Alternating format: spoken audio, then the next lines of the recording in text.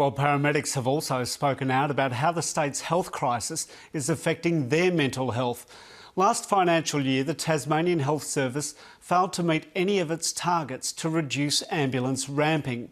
Paramedics say with the busy summer period approaching, things will only get worse, and they fear it'll take a critical incident to make the state government act. Rihanna Whitson has this special report.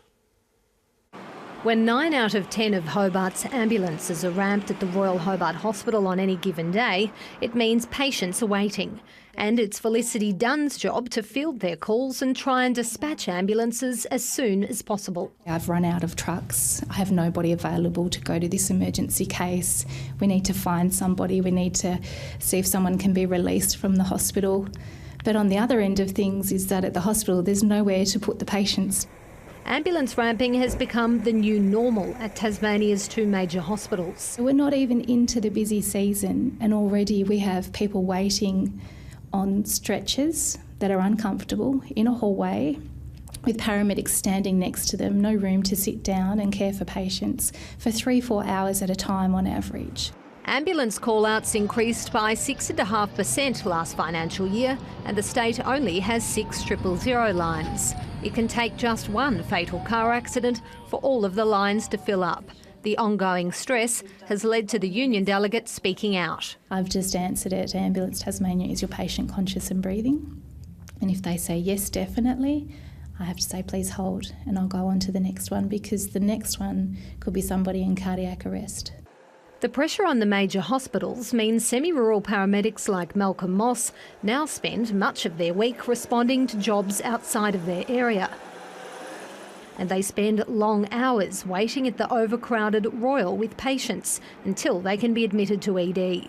There is going to be a critical incident or something's going to occur that's going to trigger this being fixed. Mr Moss is worried the situation will lead to a critical incident.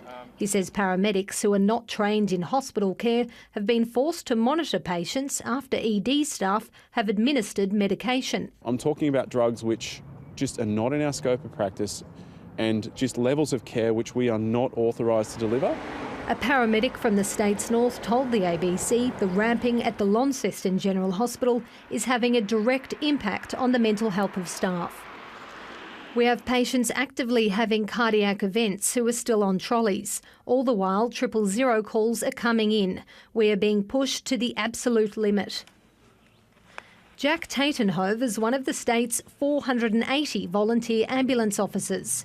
He's rostered on 140 hours a month and says the system is taking its toll on non-salaried staff. All the details go into that bucket. And one of these days you go out and it could be a broken fingernail, just to mention something, but that could be the straw that tips you over. He says several volunteers are dealing with PTSD. It would be helpful, even if somebody that's not on scene can say, oh, I noticed you went out on job X. Are you okay? At the moment, that doesn't happen. The ABC understands the Tasmanian coroner is investigating the death of Hobart paramedic Damien Crump, who took his own life in 2016, and is likely to hold an inquest into his death. Ambulance Tasmania won't confirm how many staff are off on stress leave or on workers' compensation due to PTSD.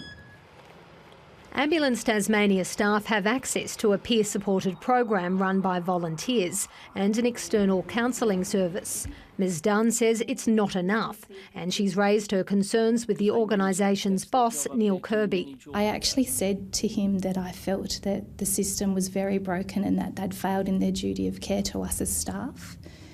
And I made it known to him on 2 occasions. Paramedics say without urgent action, more of them will become broken. Rihanna Whitson, ABC News. And Rihanna Whitson joins us now live. Rihanna, there were a number of serious issues raised by paramedics in your story. What's the reaction been from Ambulance Tasmania and the Health Minister? The Health Minister's office says ambulance response times are improving, but more does need to be done. The latest comparative data shows they're still the slowest in the country. They've also pointed to the $104 million in extra funding for ambulance services. That money does stretch beyond this term of government, though. Ambulance Tasmania didn't respond directly to the concerns raised in this story, but did say the organisation is always striving to do the best job it possibly can. We've just been told that currently about 6 or 7 ambulances are ramped outside the Royal. Thank you, Rihanna.